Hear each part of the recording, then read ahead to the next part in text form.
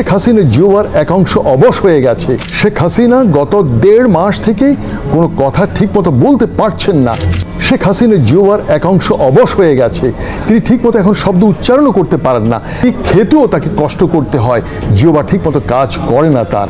হ্যাঁ, live friend কেমন আছেন সবাই? সত্যের সন্ধানে জনগণের সঙ্গে চলে আসলাম আপনাদের মাঝে আবার নতুন একটি ভিডিও নিয়ে। গাইস, আজকে যে বিষয়টা সম্পর্কে আলোচনা করব খুবই চাঞ্চল্যকর একটা বিষয়, এবং যদি বলি খুবই ইন্টারেস্টিং একটা বিষয় তাহলে ভুল হবে না, কেননা আপনারা হয়তো অনেকেই এই বিষয়টা সম্পর্কে জানেন না।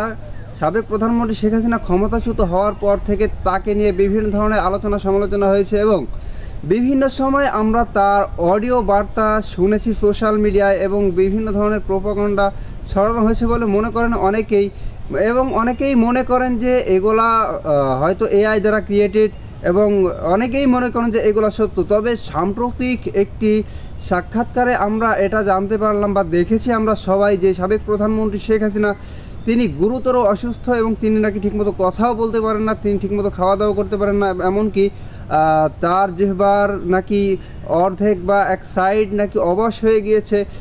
এই সম্পর্কে বা এরকম একটা সাক্ষাৎকার আমরা সাম্প্রতিক সময়ে দেখেছি, এবং সেখানে বলা হয়েছে যে গত 2 মাস মানে নভেম্বরের পর থেকে যতগুলো অডিও বার্তা শেখ হাসিনার শুনেছে পাবলিক, বাংলাদেশের মানুষ শুনেছে, সবগুলাই ছিল মিথ্যা, বানোয়াট এবং প্রোপাগান্ডা। শেখ হাসিনার নামে অপপ্রচার চালানোর জন্য এগুলো এআই দ্বারা ক্রিয়েট করা হয়েছে বলে এরকমটা মন্তব্য করেছেন যিনি সাক্ষাৎকার দিয়েছেন সেই ব্যক্তি।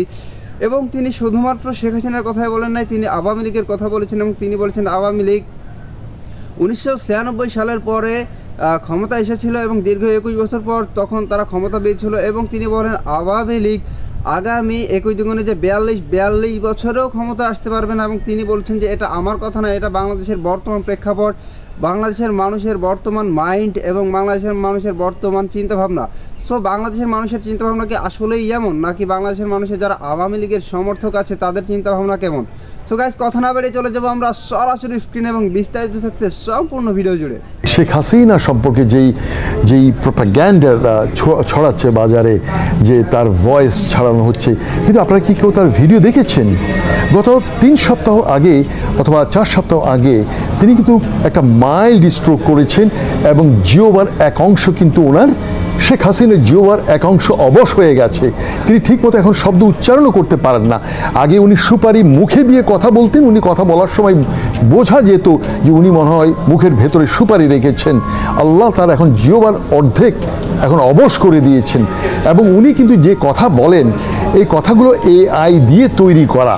আপনারা অনেকে দেখেছেন যে এলন মাস্ক এবং প্রেসিডেন্ট ট্রাম্প এবং বিশ্বের অনেক নামি দামি লোকের ভয়েসকে কিভাবে এআই করে বাজারে প্রপাগান্ডা রটানো হচ্ছে। শেখ হাসিনা তিনি কথা বলতে পারছেন না, দুর্ভাগ্য।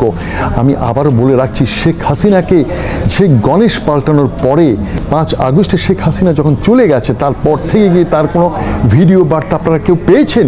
কেউ ভিডিও বার্তা পাননি, শুধু তার একটা ফটো মেরে পেছন থেকে ভয়েস চালানো হয়েছিল। হ্যাঁ, তিনি কয়েকটা অডিও ক্লিপ উনি ছেড়েছেন, কিন্তু গত 2 মাস থেকে যেই অডিওগুলো শুনছেন এগুলো এআই থেকে। কারণ শেখ হাসিনার জিওবার বাঁ পাশের অর্ধেক পুরো অবশ, তিনি একটা মাইল্ড স্ট্রোক করেছেন। শেখ হাসিনা গত 1.5 মাস থেকে কোনো কথা ঠিকমতো বলতে পারছেন না। এই দেশের রাষ্ট্র ক্ষমতায় যখন তিনি ছিলেন তখন তার মুখে থাকতো সুপারি, আর এখন ওনার জিওবার অর্ধেক অবশ। সুতরাং এই কথা বিশ্বাস করবেন না। আমি বনি আমিন আবারও বলছি, শেখ হাসিনার যত অডিও ক্লিপ এখন শুনছেন গত 2 মাসের আগ থেকে, সেপ্টেম্বরের পর থেকে, এগুলো সবগুলো এআই দেওয়া। তার জিওবা ঠিকমতো চলে না, তিনি খেতেও তাকে কষ্ট করতে হয়, জিওবা ঠিকমতো কাজ করে না তার। আরেকটা বিষয় আপনাকে বলি, আওয়ামী লীগ দীর্ঘ 21 বছর পরে 1975-এর পরে 1996 সনে অর্থাৎ 1996 সনে তারা ক্ষমতায় এসেছিল। 21 বছর পরে আমি বনি আমিন গণেশ পাল্টানোর পরে বলেছিলাম আগামী ওই 21 দুগুণা 42 বছরের আগে এই আওয়ামী লীগ আর রাষ্ট্র ক্ষমতায় আসতে পারবে না। অর্থাৎ আমি বলছি পারবে না এটা নয়, দেশের শিক্ষিত সচেতন জনগণ কখনোই আওয়ামী লীগকে আসতে দেবে না। তো গাইস, আপনারা সম্পূর্ণ ভিডিওটি দেখলেন এবং এই ভিডিও সম্পর্কে এবং সাবেক প্রধানমন্ত্রী শেখ হাসিনা তিনি যে অসুস্থ, এটা কি সত্যি নাকি এটাও একটা মিথ্যা বানোয়াট, বা তার যেই অডিও বার্তাগুলো আমরা শুনেছি এগুলো নাকি এআই দ্বারা ক্রিয়েটেড, এই সম্পর্কে আপনাদের মূল্যবান মতামত অবশ্যই কমেন্ট বক্সে বলে যাবেন। দেখা হবে আপনাদের সাথে অন্য কোনো ভিডিওতে। ততক্ষণ পর্যন্ত ভালো থাকবেন, সুস্থ থাকবেন।